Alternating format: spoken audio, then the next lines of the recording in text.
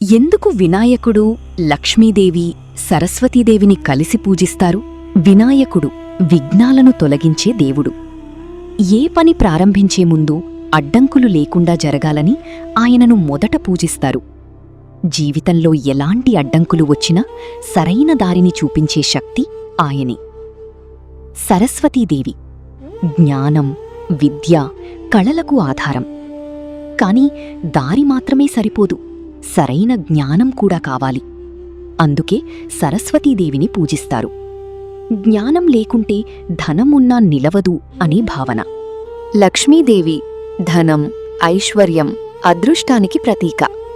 జీవితంలో సంపద, శ్రేయస్సు రావాలని ప్రార్థిస్తారు.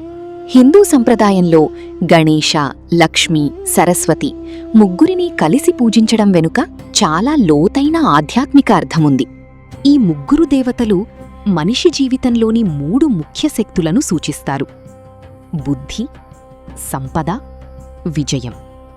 ఇవి సమతుల్యంగా ఉంటేనే నిజమైన ఆనందం వస్తుందని పురాణాలు చెప్తున్నాయి.